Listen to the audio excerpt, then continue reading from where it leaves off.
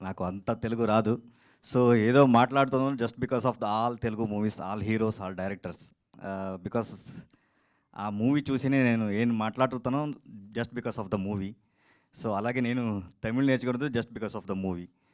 So, చాలా time నుంచి I'm a big fan of all music director here, especially Mani Sharma sir. So, ఆయన పాట అన్నీ విని, విని, విని, విని సో, కమర్షియల్‌గా పాట అంటే ఇలా ఉండాలి అని మనసుతో అనుకుంటాను actually. So, coming to this point, 'Veera Chandrahasa'. Ah, మనకందరికి ఒక ఆప్షన్ దొరుకుతుంది.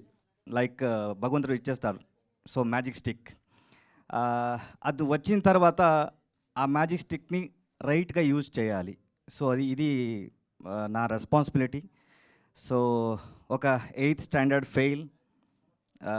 లైఫ్‌లో నేను చూసేది అన్నీ డిజాస్టరే. అప్ టు 'ఉగ్రం' వచ్చిన తర్వాత ప్రశాంత్ సార్ నన్ను చూసి ఈయన ఏదో చేస్తాడు అని సెలక్షన్ వరకు. So, my life is like disaster. ఏం ఏం టచ్ చేసినా అది disaster.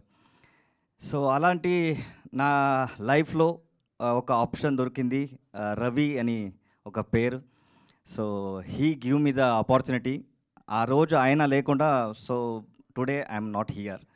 Just because that Ravi ఆయన హెల్పింగ్ చేసిన తర్వాత ఆయన నా పేరు నేను పెట్టుకొని ఎవరెవరు రవి అని నన్ను పిలిపిస్తారో so I have to give the that credit to him.